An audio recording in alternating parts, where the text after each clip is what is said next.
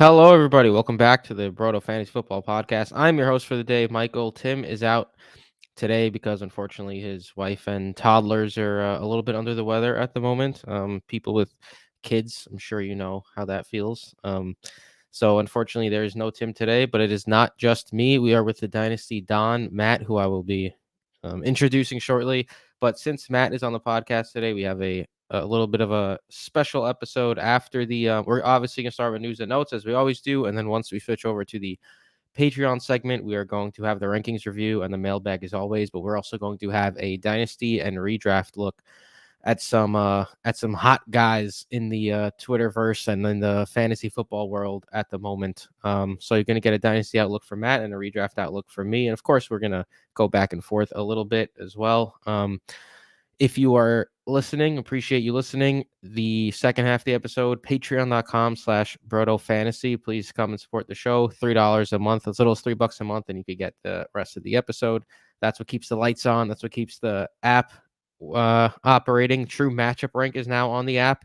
It usually starts to stabilize after 4 weeks, which is after this week, but we put it up there just so people could get back to in the groove of using it and all that. It's one of the best tools you could find in fantasy football, and it's free on the Broto app. So make sure to download that as well. With that being said, let's jump right into it. Hello, everybody, and welcome back to the Broto Fantasy Football Podcast presented by BrotoFantasy.com and the Fantasy Football by Broto app, the only tool you need to dominate fantasy football. All right. Time to get back into the there you are. What's up, Matt? What up? I forgot to clip Happy you to in. be here, I man. pulled the classic Tim and almost forgot to tag you in. I was waiting, but you got to let the beat drop and everything for me. Yeah, exactly. Like Well, nice to see you, brother. Oh, man, it's good to be here. This has been a wild week to cover, so I'm excited to hop into it. Yeah, man. And Matt, this is his first podcast episode of the year. He's been more of a writer/editor thus far. He's been writing up a storm. If you are not checking out his articles, you are missing out. It's as simple as that. We have a ridiculous amount of work coming out every single week. A lot of it, Matt, Transaction Tuesday, the waiver wire article from me, and then Yeah, I love it. a bunch of other work from Matt, including like dynasty reports and rookie reports and the weekly roundup on Monday. Devi dives from Trenton, Femi's bets. Like, it's just chock full of tremendous fantasy advice, tremendous fantasy insight, betting insight from Femi, who's for just every player, every league. Like it's awesome, and the boys are just killing it this season, keeping up with the solidity of it all. Yeah, man. Femi was 78% last year on his teasers, and is off to a hot start again this year. So the gridiron Greek, he knows what he's doing. With that being said, Matt, should we just dive right into the news and notes here? At the news and notes, no Tim, so Yeah. it's probably going to be a quicker one. But Yeah, that's true. Let's see if it lasts more than 20 minutes or if it's closer to 40 like it does with Tim. Tonight's game, as you know, we record on Thursday, typically during the episode, during the game. Right now it's about 7:30 on the East Coast, so the game hasn't started yet. Since Matt is here with me, I was able to start a little bit earlier. Didn't have to wait for Tim to start at like 10 p.m. So I mean, we can't really touch the Detroit and Green Bay players per se in terms of fantasy value for this week, but we can say that David Montgomery's back this week or tonight. Christian Watson's back tonight.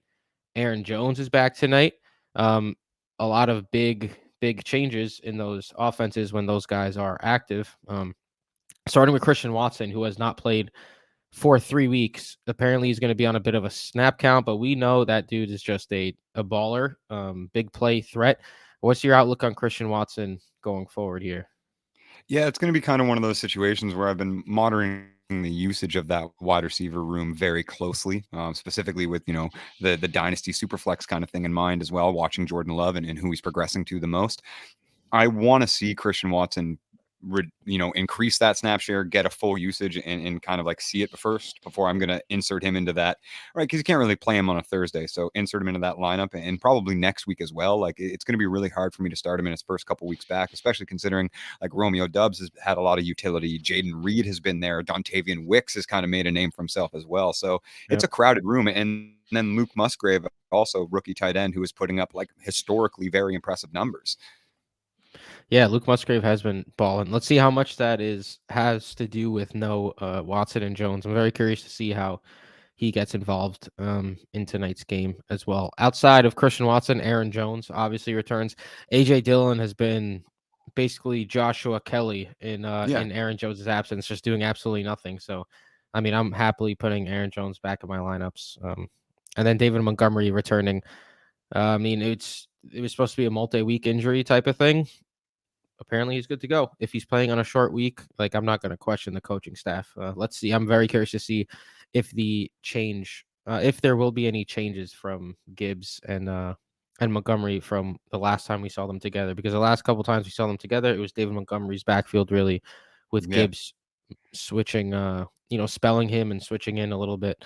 But how do you think? Do you think Jahmyr Gibbs is going to be like throughout the season, just getting more and more work, or you think it's going to be close to like a 50-50 split?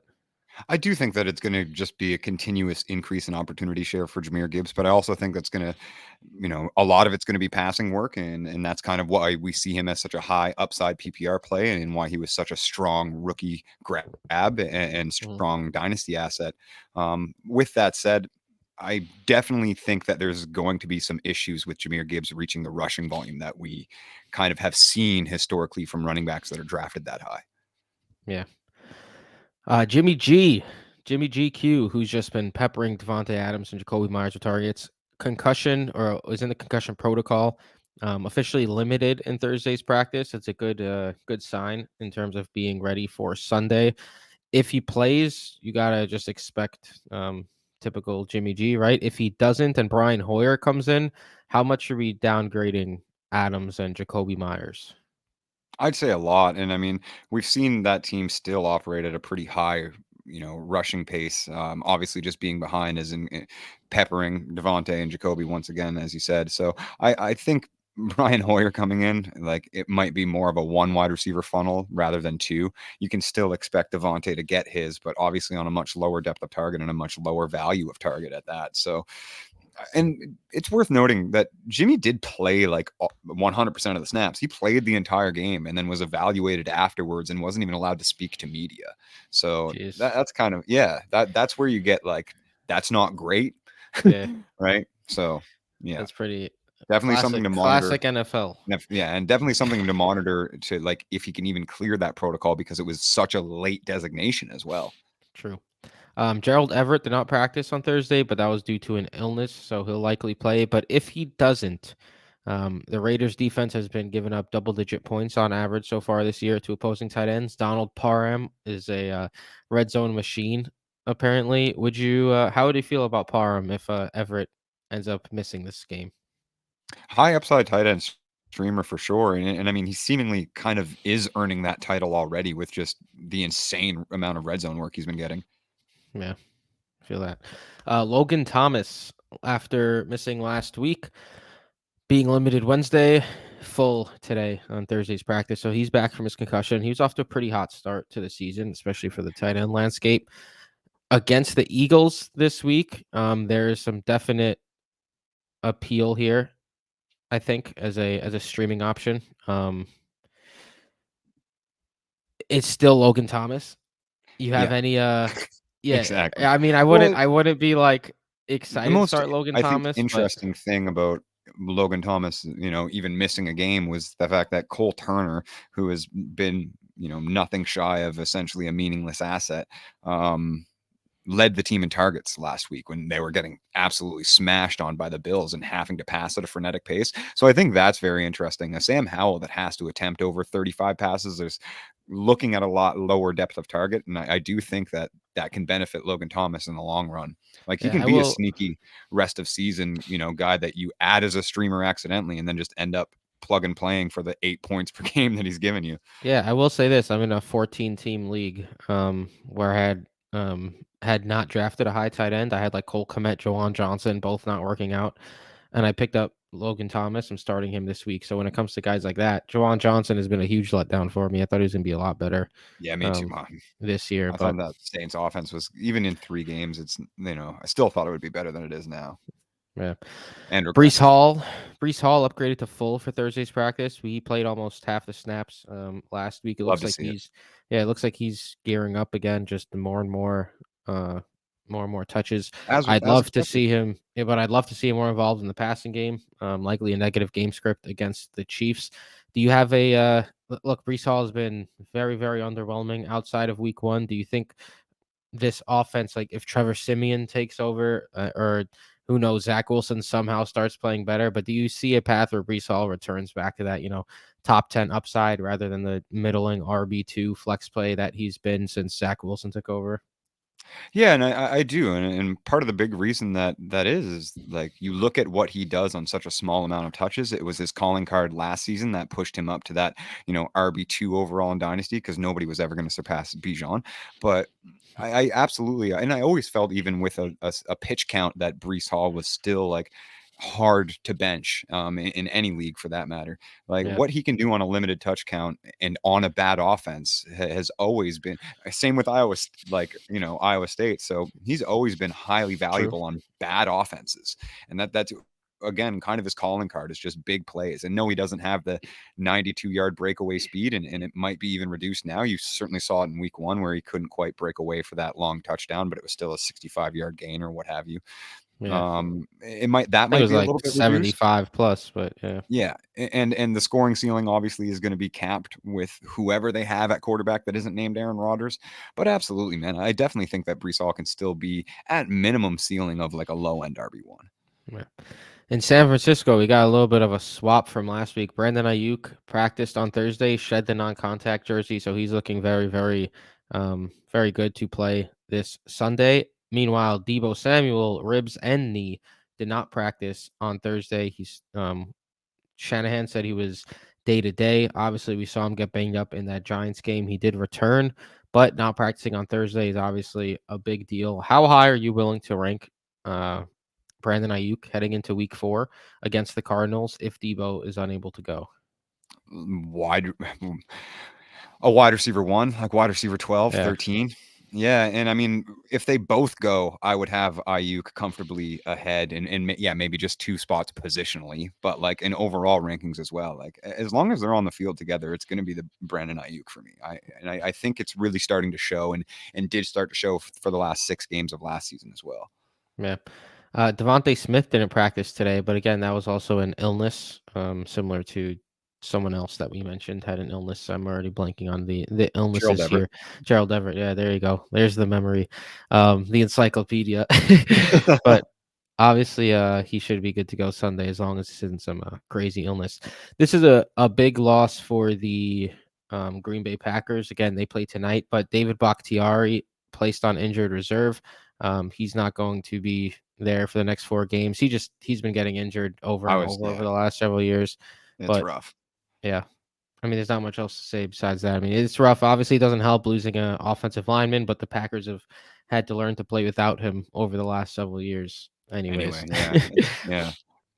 Anthony Richardson, full participant in Thursday practice. He's officially back, going up against the Rams this week. Are you just happily placing him right back into your starting You lineup? have to. Yeah, you have to. I mean, he almost had a QB1 performance in less than 2 quarters of play. Yep. So, like, you have to.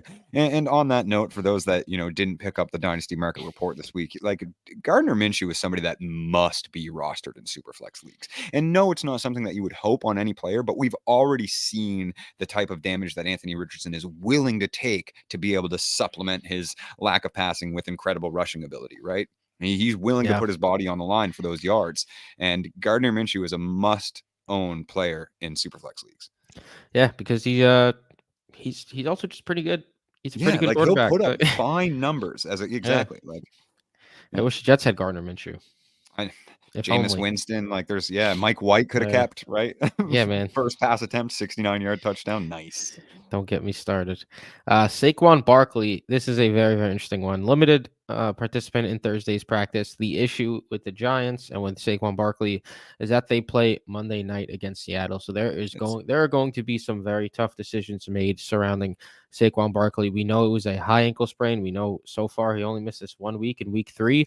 It was a Thursday game in week 3 and now a Monday night game. You literally cannot. It's almost a free bye week for the Giants, getting right. 10 days in between 2 games here, which was perfect timing for Barkley if he's able to go. It's helpful that he practiced on Thursday, but if he doesn't go, you either have to start Matt Breida if you have him as a Saquon Barkley manager, who is just a huge downgrade to begin with, or you have to just hope Gary Brightwell finds the end zone if you really wait till Monday night and he's scratched, or you have to replace Saquon Barkley, and that's a big concern for Saquon Barkley managers. So I have a question, Matt. Let's play a game. At what level would you start someone over uh, Saquon Barkley? So I'm going to say a running back, and you're going to say to start him or to go with Saquon. Or Assume you like take have the risk. Okay. Yeah. or take the risk. Assume you have like a Matt Breida on the bench at least. But if not, I mean, it could be tough. But all right, Jerome Ford. Yeah, I'd probably put Ford in. That you're already getting right to my baseline because that's the guy that was in my head first. I think I'd go Ford as well. Devin a chain. Yeah, of course, of course. I think I'd go a chain as well. Okay. Brian Robinson Jr. Yeah, I think you have to as well there because he still, I mean, his backfield at least like ba- I could probably make this a lot easier. Like at 8 points per game. Like 8 points is my if I don't Fair envision this enough. player scoring more than 8 points, then I will literally like risk the 0. Because I got otherwise it's I like, got a good one for you then. Najee Harris. ooh, yeah.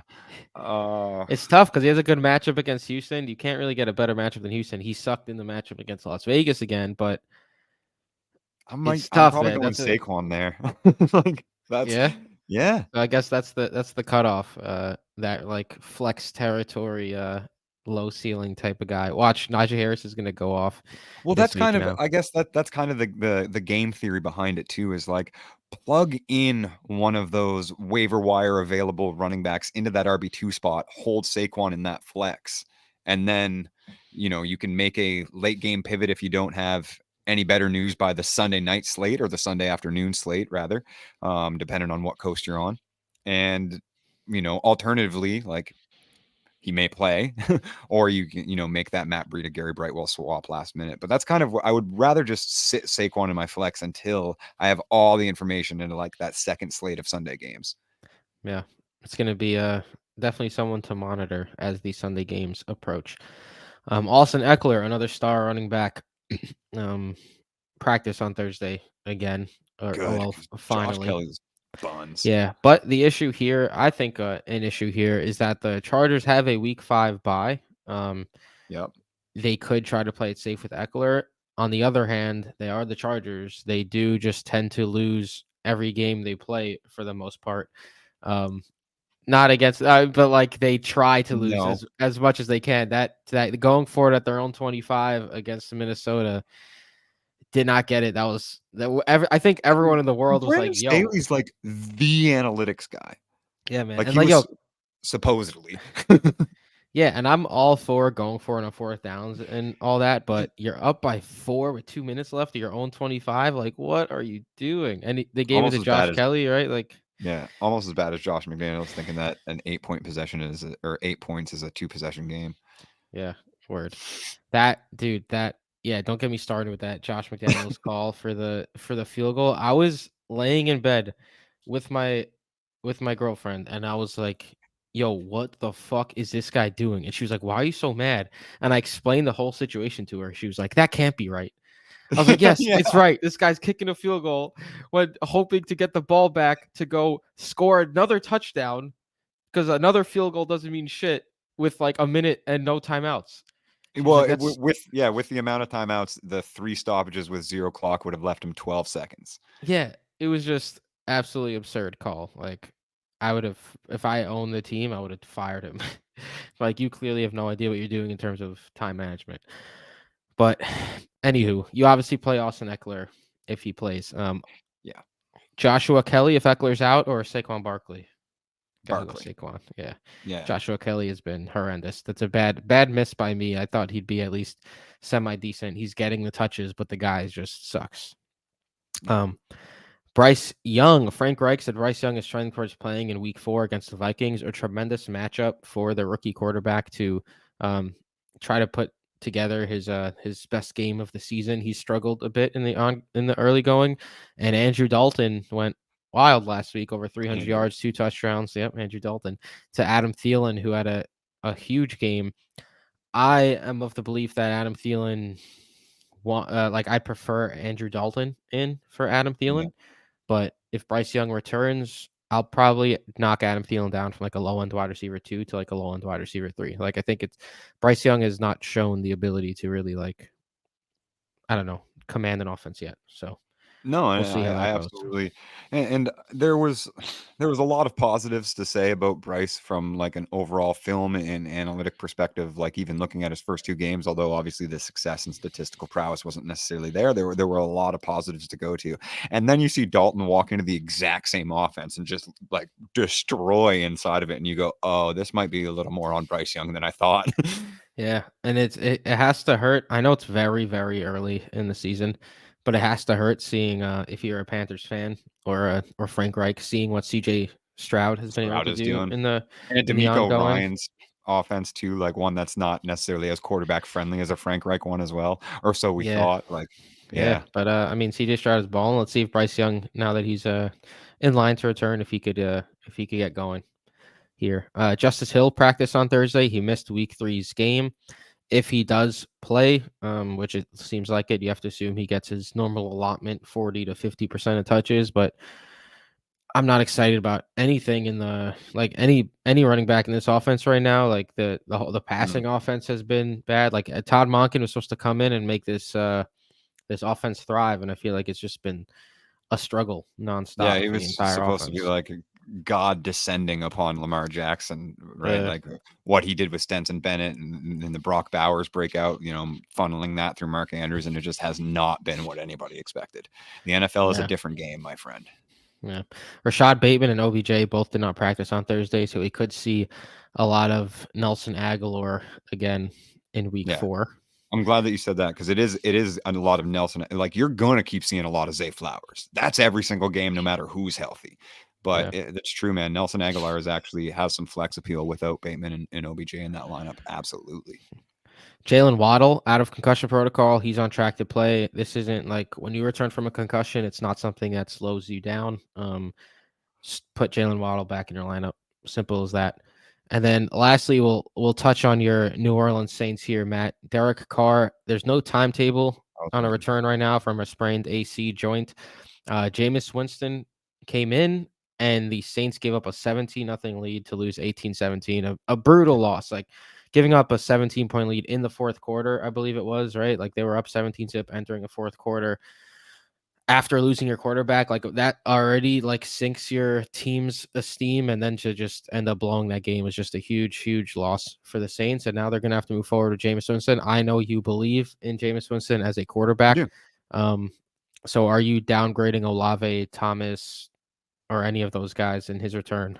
Downgrading everyone kind of like but Olave. If Jameis Winston plays the style of quarterback that he's been known to play and even played for the first 4 weeks of the season that Andy Dalton took over when Jameis hurt his back last year, like he supported Chris Olave's record-breaking air yards game where he had 330 air yards, the third most all-time and most of any rookie in any game ever. And then the following week, 27.3 fantasy points as the wide receiver 4 overall. Like that was Jameis Winston. And Yeah. Michael Thomas was healthy at that time as well. Like this was also before Michael Thomas's ankle injury popped back up. And I kind of like Rashid Shaheed even a little more than Michael Thomas because again in those other games, like now long lost, and obviously we all waited on a very long breakout for Traquan Smith, but like Traquan Smith had a 8 reception, 107-yard and 1 touchdown game under Jameis as well. So Yeah. yeah, I like him as I think he can support deep threats, and Olave may arguably be the best one in the NFL. I mean, we know he could sling it. That's Yeah, there's no questioning that. And then exactly. lastly, sticking with the Saints, Alvin Kamara's return. Jamal Williams is on IR. Kendra Miller, Tony Jones and company are there. I personally, I'm happily putting Alvin Kamara right back into my lineup. I'm above consensus on him in the Me rankings. too. We'll be discussing that on the Patreon side of the podcast. But any qualms putting Alvin Kamara right back into your lineup, even with Jameis Winston there, not Derek Carr? No, man, I completely agree with you on that one. Definitely inserting him into lineups. Obviously, worth being said that Jameis isn't much of a check down quarterback, but obviously that rushing game has also been so abhorrent as well that I think Kamara is going to get 18 carries on top of whatever targets spill over. Yeah. With that being said, that is the news and notes section. As we mentioned, we are going to be switching over now to the Patreon side of the episode. Patreon.com/Broto Fantasy to support as little as $3 a month for the podcast, for the Waiver Wire podcast, for the Discord, and tons of other perks. And you don't have to listen in the Patreon app either. You could connect it to Spotify, Apple, listen straight from there if you are a patron. So that's a nice little thing that they added this year. That's a nice Um, perk. yeah, nice little perk. So Hop in. we will be there to be this. We're going to be discussing the redraft and dynasty values of a few guys, going over our rankings, going through the mailbag, of course, which is a perk as well in the Discord. Ask us any questions and we will answer it. We have a guy who asks us every week what our dinner is. So all questions will be answered, no matter how interesting or wild they get. But all right, thank you guys for listening, and see you in on Patreon later.